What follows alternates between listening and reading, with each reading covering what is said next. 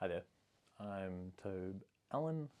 I'm a writer and mental health advocate. I'm also one half of the BARROW Podcast, which is a show I'm currently recording with my mum, where we talk about divorce, dysfunctional families, and mental illness, our experiences with all of those things, and where we are attempting to utilize our insight into those areas of life to write and hopefully publish a memoir together.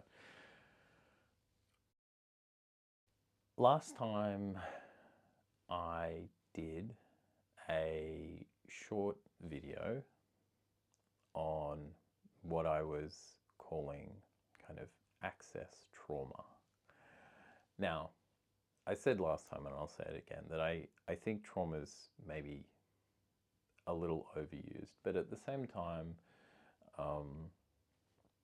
intergenerational trauma and, childhood trauma is what Mum and I cover in quite a bit of detail on our podcast. And it's something that, I obviously think about quite a bit and something I reflect on. So this little series on access visitations and access arrangements is just that. It's just a small series of reflections, and this is also a bit of a disclaimer. I am not a mental health professional. I'm not a medical professional. These are just my views and thoughts and reflections based on lived experiences. So there's no intention here to be hurtful towards anybody or make people feel uncomfortable. It's just personal reflection, and if it resonates, great. If not, doesn't matter. I think one of the key aspects to access visitations, certainly in my case, that really sort of left a legacy of some pain or hurt, was this sense of having my time taken from me. My time was being stolen by a parent who was really quite unengaged, and it felt like a box-ticking exercise, that this was just, kind of a ruling by the court, the family court. This was a sort of, it really felt to me, even as a child, that this was nothing more than a legal setup. It felt very clinical, it felt very cold.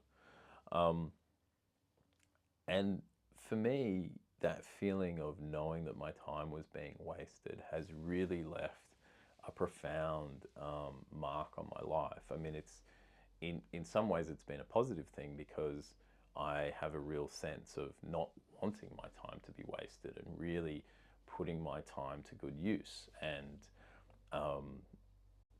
in some ways I've probably overcorrected a little bit too much, because I'm kind of work obsessed and don't leave enough room for other things. And so there's a bit of an imbalance there that I'm aware of. But that motivation in me not to have my time wasted, I really see as stemming out of early access arrangements. But part of my experience certainly was this kind of dread and this anticipation of time that was about to be wasted. So I would really experience a lot of dread and anxiety over going on my access visit before, in the lead up to it. And this is something that I think a lot of people have gone through, of just this feeling of like,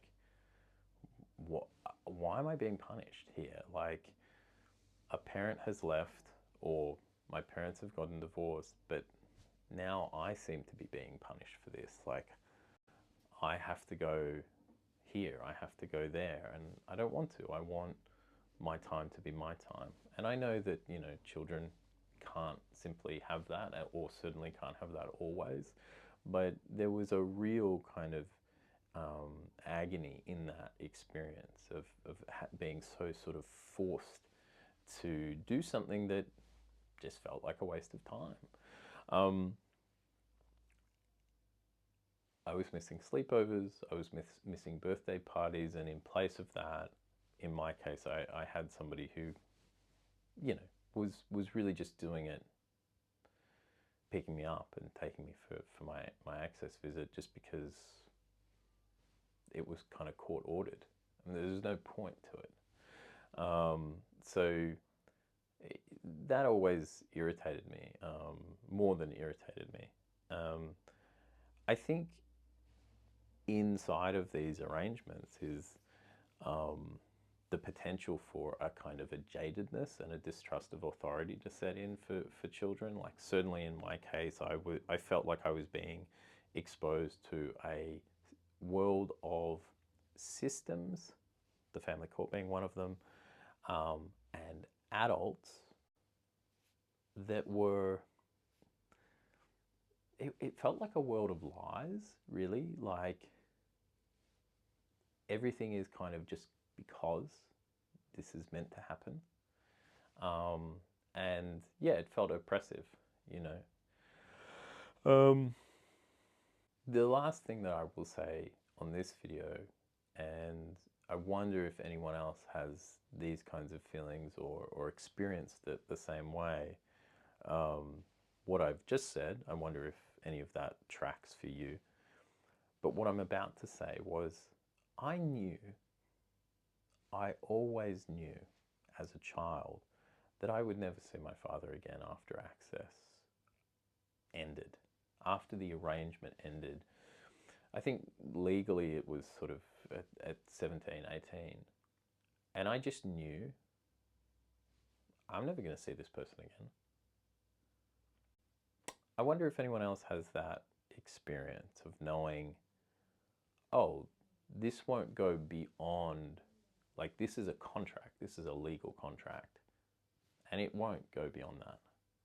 Yeah, I wonder if that's a common, well, not common, I hope it's not a common thing, but I wonder if anyone else has had that experience. And if you agree that sometimes the access arrangements could always, I think what's so haunting about them on reflection is that there really is just this atmosphere of failure about them. There can be. Of course, this is not everybody's experience. But there certainly was in my case, and that atmosphere of failure it sort of permeated everything. And I just wanted to get as far from that as I could. I never wanted to feel that ever again. And yeah, that is what happened in the end. That once that legal contract was no longer there, no longer in place, I had no, that was the end of things for me. So yeah, please feel free to comment if any of that resonates for you, or if you've had similar experiences. Maybe you've handled things differently. Maybe you're looking back and sort of going, oh, I kind of want to reach back out to that parent now or something. I don't know. I don't know what it is for you, but yeah, that was my little extra piece on access arrangements. If you find this interesting, then please check out the Barrow Podcast. Mum and I go into a lot more detail on this sort of thing, and the kind of the grey areas of family life. Bye. Thanks for watching and listening. Bye.